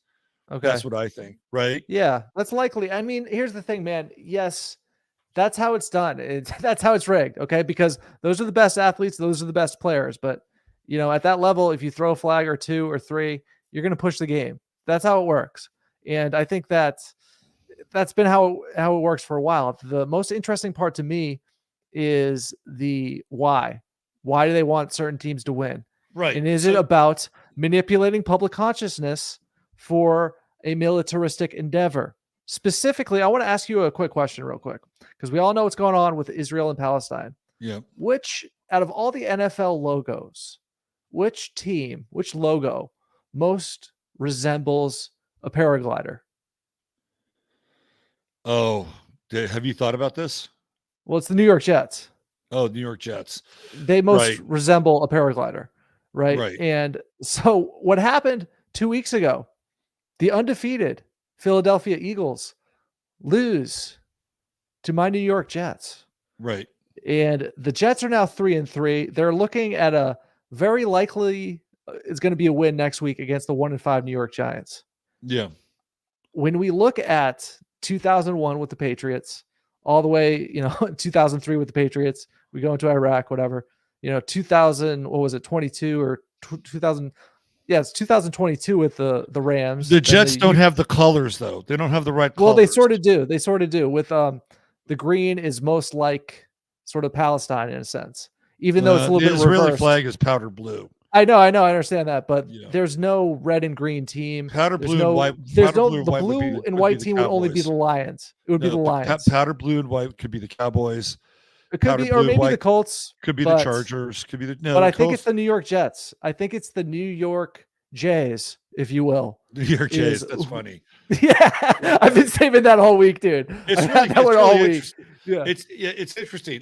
So- First of all, let me tell you why I think they threw that game Okay. against the Browns. Well, the Browns, because I Yeah. saw them do it the week before against the 49ers. Mm-hmm. They did the same thing against the 49ers. They inserted themselves at the end of the game. I think it has something to do with Deshaun Watson, because what they want to do is the Cleveland Browns gave Deshaun Watson a guaranteed fucking contract, Mm-hmm. right? You had somebody who, for all intents and purposes, is on the borderline of being a multiple sex offender, right? So in some ways, they have to legitimize that, right? They have to legitimize the fact that they spent all this money, and we're now going to turn the Cleveland Browns into something respectable because they're winning, even though Deshaun Watson left that game and he didn't play the week before. I feel like it's the kind of socio-racial rehabilitation of Deshaun Watson. And as a result, the Cleveland Browns are the beneficiaries of that. That's my feeling about that. As far as what's going on in terms of, who's going to be in the Super Bowl, it could be the Jets. I mean, I think that your theorem, and you and I talked about this weeks ago when we looked at Aaron Rodgers' injury, that it looked fake as fuck. Yeah. So who do you think, let me ask you another question. Who do you think is the biggest superstar within all of football media, college and the pros? Pat McAfee. Pat McAfee by a long shot. He's everywhere. He's on College Game Day. He's the only guy who. But his ratings suck, right? He got better I didn't know ratings. His ratings are terrible. Like the most he's gotten to watch. He's people, everywhere, though. like, you gotta agree that he's everywhere. I'm just telling you, his YouTube ratings from ESPN, the most he gets is 300,000. He was getting 1.5 million views when he was independent. So he may be everywhere, but his saturation isn't the same. Interesting. Right? Okay. Yeah. So follow-up question. Who does Pat McAfee, the biggest media superstar right now in football, in my opinion, who does he do a show with once a week, once every 2 weeks? Well, Aaron Rodgers. Right. So to me, I just see the stage being set here for the Jets. I could be totally wrong, but my gut tells me I'm not. Do you have any other, potential teams that could tie into this sort of military endeavor we're seeing with Israel and Palestine? You mentioned, the blue and white teams.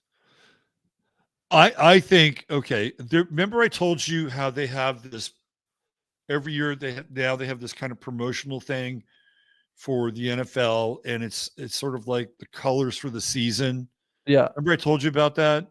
And that each year they've done it over the last 2 years. The colors of the teams were the season, or were the teams that were coming into the Super Bowl. This year it was purple and red. Okay. Purple and red. So my guess, it would be the Baltimore Ravens. Ravens and Niners potentially. Well, the Niners are second to tailpipe right now. They're not doing really well. But if they were going to be the red, then it would be the Niners, and then you would have a replay of the Ravens 49ers from the 2012 Super Bowl, right? Or potentially Vikings Chiefs. That would be another one. It could be Vikings Chiefs if you're using the Mhm. purple red. James said the Lions, and I thought about the Lions. We talked about the Lions on the first show, as it related to like Rome and the Chiefs, Pontifex Maximus, and how they relate to the two. But I think it's going to be the Ravens. I think the Ravens are going to come out in the AFC. And if we're playing with the color scheme, it could be the Niners. But again, if we're playing with the other color scheme, which would be, the Mag and Star, the Star of David, it's powder blue and white. And there's two teams in the NFL that rock those colors, Chargers and the Cowboys, right? And the Cowboys have the star in their helmet, like the star, Okay. it's not quite the Star of David, but they have a star in their Yeah. helmet. Mm-hmm. So that could be another sort of symbolic participant in the Super Bowl. But the way things are going, like we've got all these ships now that are starting to, meet in the Gulf, in the Arabian Gulf, and it's like, wow, well, we might be much closer to a land sea conflict than we think, and in which case the Super Bowl might be very, very, I don't know, tertiary, based on everything. So anyway, and Lamar Jackson, who's a Capricorn, right? He had one of those games where it's like, oh yeah, this is an MVP kind of showing right here. I think he threw for three touchdowns or 4 touchdowns or ran for 1. He's had a big time game, and then they shut down the Lions. Yeah. So here's my question to you. It's sort of an overall theme question, right? So we have this eclipse coming in April that you've been talking about a lot, right? And we have the football season happening now. How much time and energy do you think that American men at this current juncture in history should be devoting towards sports, watching sports, and participating in this? Because do you see it as something that's limited? Yes, like absolutely. Yeah. Absolutely. Yeah, I think it's totally limited. I talked about this last night. Yeah. We have this barstool sports culture. Dude, I can't stand barstool sports culture. Yeah. I hate it. Yeah. It decimated the millennial men in New England. Right. It's awful. I can't stand it. So Yeah. I was like that when I was hearing you talk about that last night. Because barstool it's truly awful. And Dave Portnoy, his Boston accent is completely fake. It's not real. Right. He's from the same hometown as my dad, and they don't like, different towns have different accents.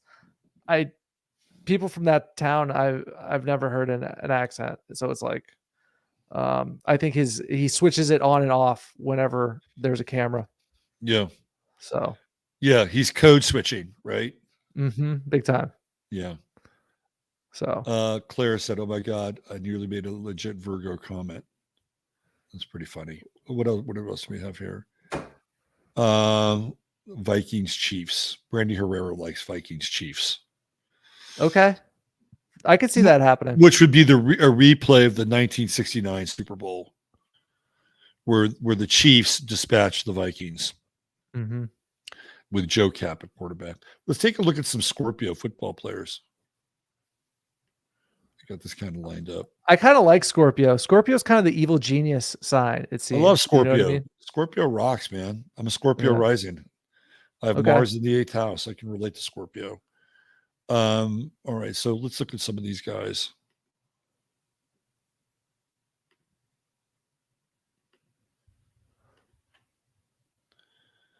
All right, so you'll recognize some. Jason Kelsey. Look at the eyes. Remember last night I was talking about Scorpio eyes? The slit eyes. The slit eyes, right? Like, look at Jordan Love, right? He's got the slit eyes. Yeah. Nick Jimmy Bosa. G. Nick Bosa is born right at the beginning of Scorpio, and Nick Bosa I think also has Mars in Scorpio. So Nick Bosa is fucking intense. Like I think his grandfather actually killed people for the mob or something like that. Yeah, I've always liked Nick. Yeah. I believe it. Odell Beckham, Scorpio. Of course he's a Scorpio. A lot of these guys, when you look at their careers too, a lot of them will have these flare-ups. And like Odell Beckham is very scorpionic in the sense that he was with the Giants and he, kind of like imploded, right? Like he imploded with the Giants. And it's this Scorpio kind of need to recreate oneself and to be reborn. And Odell Beckham Jr. has never really done that. Like he went to the Browns where he was hurt a lot and didn't get on with our friend in Tampa Bay. And so he hasn't really come through that kind of scorpionic rebirth moment. Like Odell Beckham is stuck on the cross still in a lot of ways, right? Garoppolo, total Scorpio. Like, remember when he went to the award show and he brought a porn actress with him? I just loosely heard about that. I remember seeing it. It's like he caught a lot of heat for that. Yeah. It's like, dude, why don't you bring a date? No, I'll bring a porn actress. Jimmy. Colin Kaepernick, total Scorpio, is going to burn down the NFL. Yeah. It's been interesting. I've been thinking about a lot because I know at least a handful of people I've talked to where 2020 was the time period in which they said that they were done with a lot of sports leagues. Yes. I was there. I stopped. I don't watch football. Honestly, I don't watch football. Yeah. If I indulge in football, I look at the stats. Like even that whole thing with that game with Cleveland in Indianapolis, I was just watching the game cast. It's like, oh, look at that's this. all you need to do, man, because I'm telling you, the commercials are nothing short of a psychological assault. It's an assault every time if you are forced to sit through some of these commercials. Right. And there's no white people in the commercial. So why would I want to watch them? Right. It's bizarre. It's absolutely bizarre, man. There was this one ad I saw where it's this black dude, a Chinese woman, and a white guy. And I'm just thinking to myself, like, yeah, I know so many friend groups exactly like that. Right. That's just so common. Do you know what commercial you see white people in consistently? When they're made to look like fools, basically. Well, this is kind of in that category, but it's one company and one service that consistently has white people in it. What's that? Wendy's.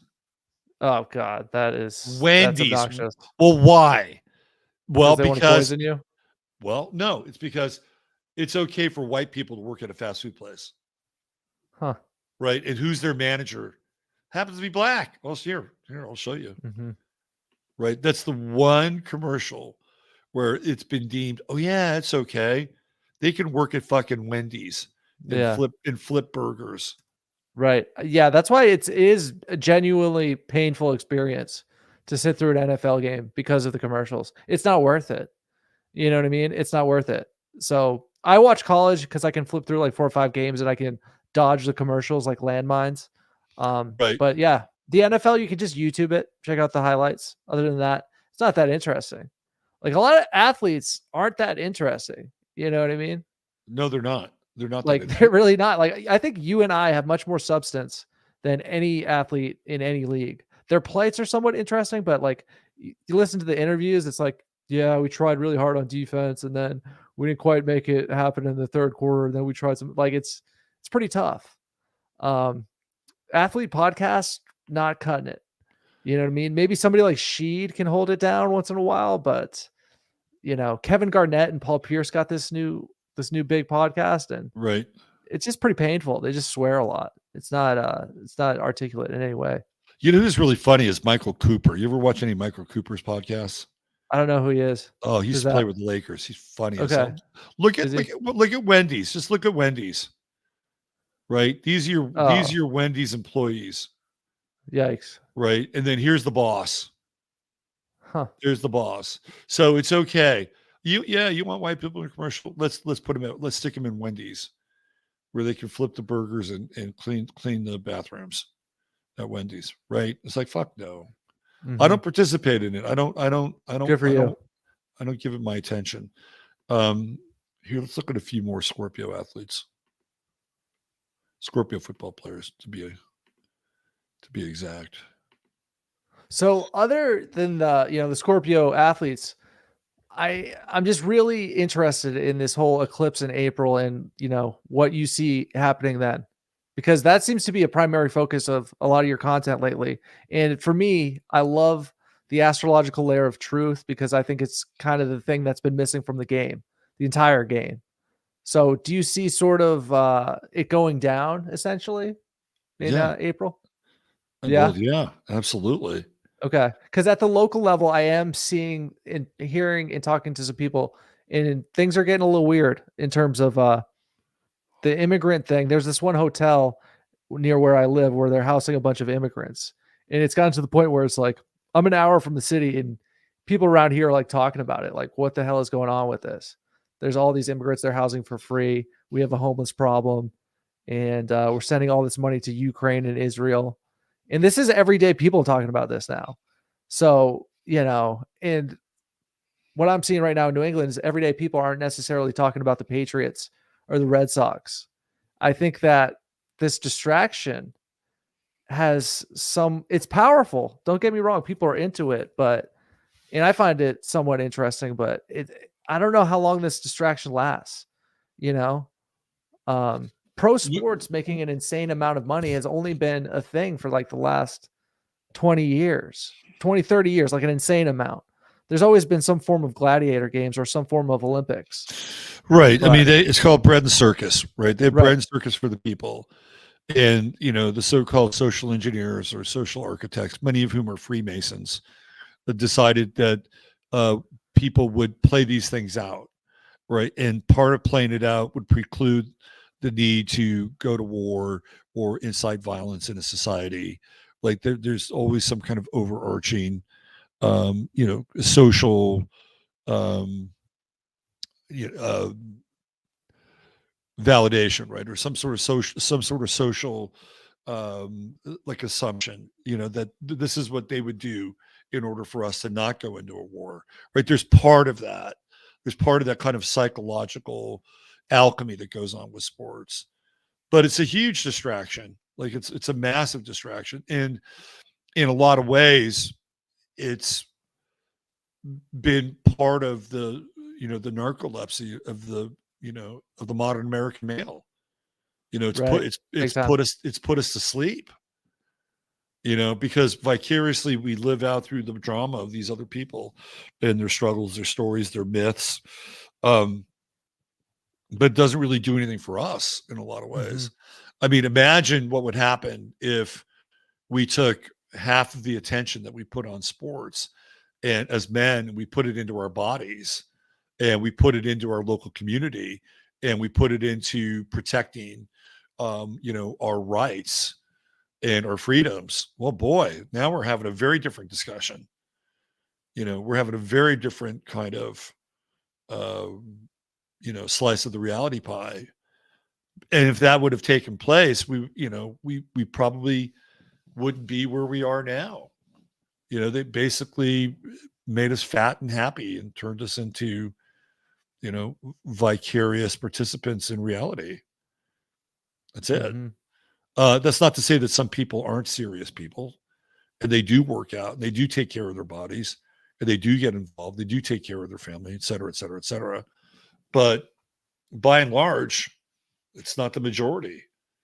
And, you throw that into, hip hop, right? And the hip hop culture and hip hop hypnosis and pop culture and all the other things that go along with it, right?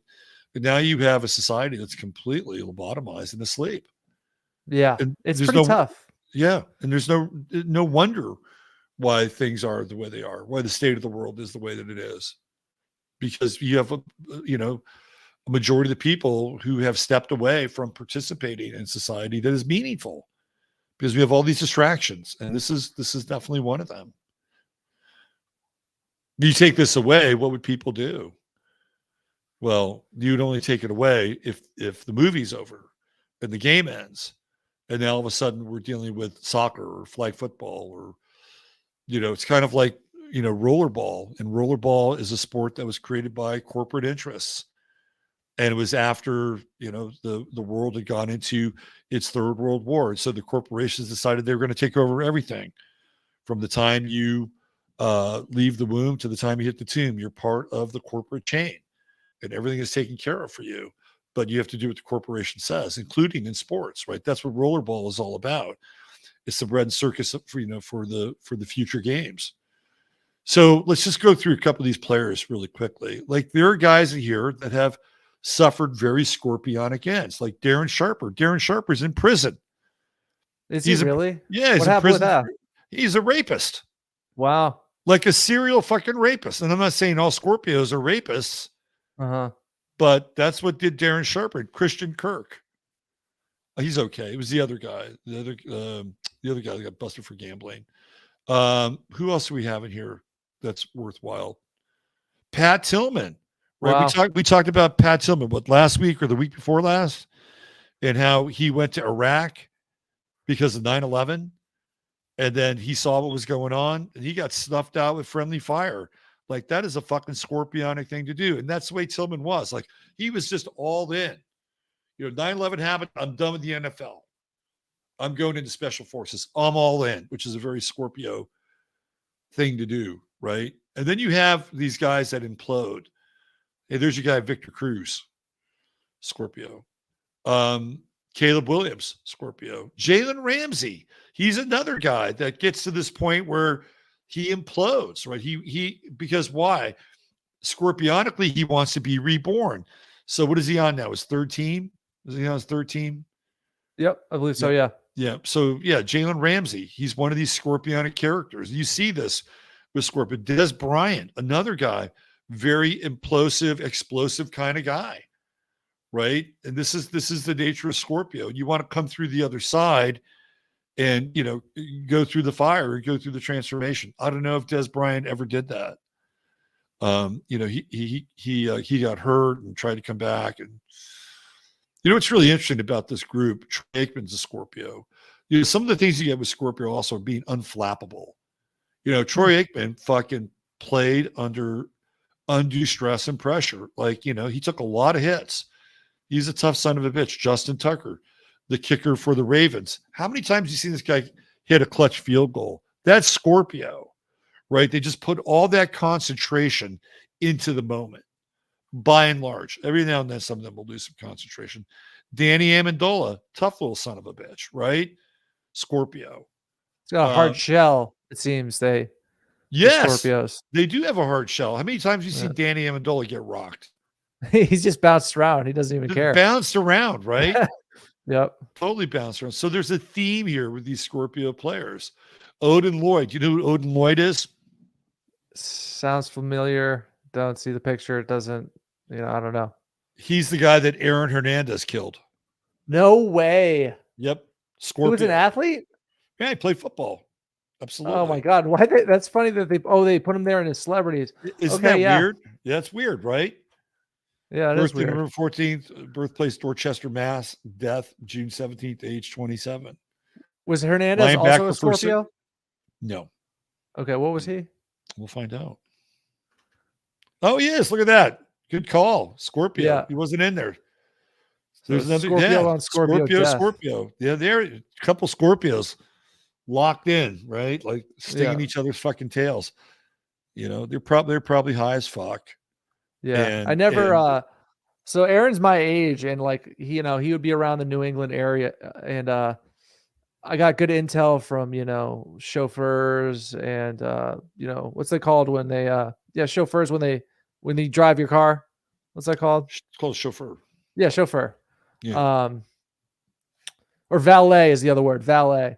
But anyways, valet, waiters, waitresses. Never a good story about Aaron Hernandez. It was all bad.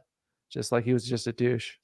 Well, he had a really tragic upbringing in a lot of ways, and he's got that really small frontal lobe. Okay. And people that pertains to decision making, right? Yeah, they have no self control. Wow. Yeah, that's hilarious. Little self control. It's not hilarious, but it's like that's crazy. Well, it's like physiognomy is very real, and that's wild that you can tell by somebody's frontal lobe whether or not they have any self-control. That's interesting. Sam Bradford should still be playing football, right? He's 35 years old. Yep. He was drafted number 1. Sam Bradford had one of the nicest passes. Like the guy could fucking wing it, right? And he just got too many concussions and started to bounce around. But they actually changed. So again, we're talking Scorpio, right? Because of Sam Bradford and how much money he made and how it crippled the Rams, they actually changed the rookie salary structure because of Sam Bradford. That is scorpionic. Wow. Right? That is scorpionic. Doug Flutie, Scorpio, right? How many times have we seen Doug Flutie, like lead great comebacks?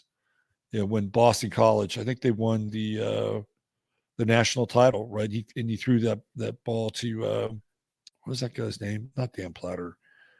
I forget, but he won. It was like last second heroics. And Flutie had this ability to kind of resurrect his career. Like he would come in and he would all of a sudden come out of nowhere. Like when he was with the Bills, it was like, whoa, fucking Doug Flutie can fucking play. Right. And then, he goes to another team. He did it with the Patriots for a while. Oh, look at Doug Flutie. He can play. And he would go through stretches like that. I think it was with the Chargers for a minute too. So when we see Scorpio, we can see it get worked out in some of these players and, how they deal with intensity and tragedy. Like Pat Tillman, NFL, hold my beer. I'm going to Iraq or I'm going to Afghanistan. That's a very scorpionic thing to do. I'm done with this. I'm doing this now.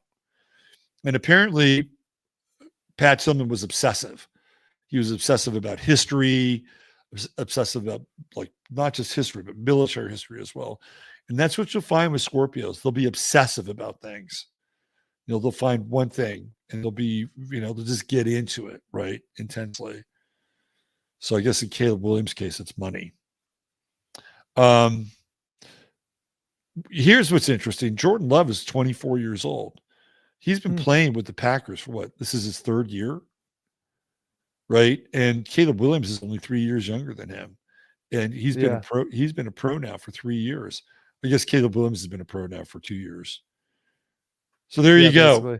Yep. There's your Scorpio football players and the themes that connect them. Very cool. It's sort of scorpionic to take one big shot, sort of with Flutie, kind of like one big stinger, Yep. Yeah. So yep. That's pretty cool, man. So the event looked awesome. I was tuning into the stream on Friday. That was good stuff. Oh, the event was great, man. It was a total buzz. Our friend Narco showed up.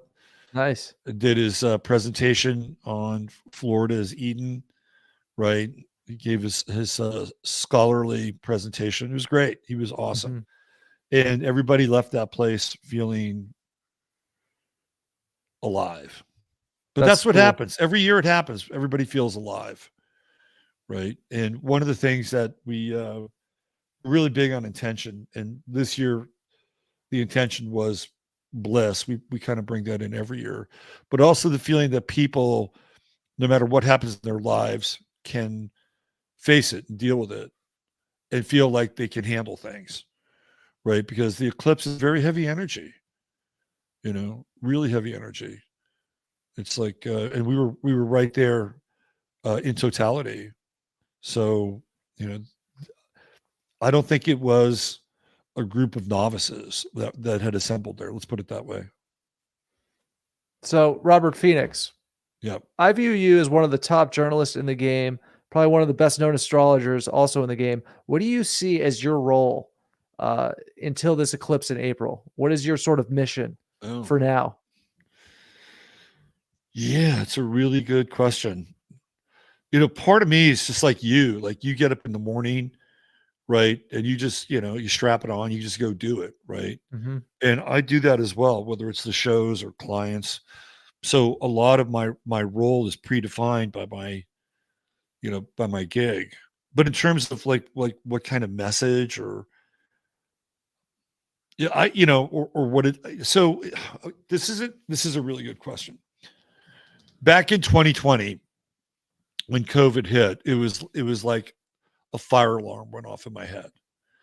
And I just decided that I was just going to go all in, right? Like I'm all in now because we're on the precipice of tyranny with this thing. So I decided I was going to stream every day. And a lot of my content was encouraging people not to wear the mask, right? Like I was going to hold that space from here in Texas. And I think it worked out really well. And here we are now on the precipice of this major conflagration, theoretically, in the Middle East, right? And part of my gig is to alert people that things aren't always what they seem, and to not fall for the bait, right? For the emotional bait. It's like, oh, look at this is terrible. Oh, we have to go support this country, or we have to go support this country. It's like, no, you don't. No, you don't. You don't have to do that. There's nothing that says that you have to do that. And by the way, aren't you a little wrung out from supporting the latest thing? Right. But this is going to be a tough one because I think that they're probably going to run another 9/11 type operation here in this country. And they're going to try to make it look like it was Hamas or some terror group. Right. And it's like, see what we told you? See, now you have to get involved. No matter what you think about the ADL, or no matter what you think about foreign aid, or no matter what you think about, your role in the world and reserving the right to not participate, you must participate now. This is the thing that we have to watch out for. So that's going to be part of my, my daily dose, right? To keep people on their toes and to, let them know that no matter what happens, right, it doesn't mean that we have to jump through a hoop in order to, go run off and fight some fucking bankers' war. Mm-hmm. Yeah. That's pretty cool. That's an interesting role. That's, an important role. I think a role that can positively impact. Well, it's like Benjamin. You got to break the spell. Like there are different spells. Yeah. So it's just about breaking a propaganda spell. And if we're gonna get through a time where we're theoretically more sovereign and authentic, well, here we are. I mean, when is it going to be the right time to say no? Mm-hmm. And astrologically, you're saying it's going to be pretty wild until about 2025. No, we're just getting started.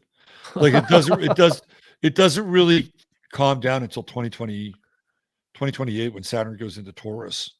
Huh. Like we're shooting the rapids now. And really from 2025 to 2028, that 3-year period, it's either the death of America as we know it, or the birth of a new America, one that's better and stronger than it was before. Maybe not stronger in the sense as a world power, but stronger in the sense that like we become kind of morally cleansed and purified, and that the things that we took for granted will mean something. That's cool, man. That's very cool. We can end on that note because that's very empowering and uplifting, and a nice idea to close out this show. And I really like that. So yeah, cool, man. Great show. Yeah, that was good. That was a lot of info, a lot of good humor, a lot of good information, a lot of astrological education. I do think that sports is one of the best ways to learn astrology, and I think that astrology is becoming more and more prescient, might be the word. It's just becoming more prevalent. It's becoming more important to me personally. I think that to know what's going on astrologically really gives you a heads up what's going on in this whole situation here, this whole wonderful existence that we happen to find ourselves in. Yeah. So Al, it's always a pleasure, man. It's great having you on the show and doing this with you. I think we'll probably run this thing through some, the NBA season might be a little bit long, so we'll have to figure it out. I know we're going to give the football season a good run. Right. Maybe we'll do every other week or something like that during the NBA. Yeah. Cause basketball season is a little tough. I mean, it's I like how they're doing this tournament to start the season, but it's just not the gladiator games, bread and circus that is football season. Right. Right. And I think that football season has a lot of implications of where we are as a society and where we are as a country, where basketball and baseball doesn't. Football's king. You know what I mean? So, yeah, I think that's a great idea, man. So, great show. My guy from England, Sigurd's in the house. I got to do a shout out to Sigurd. What's up, Sigurd? All right. Let's All play right, man. Let's play the tune and get out of here. Sounds good. Cannot be serious.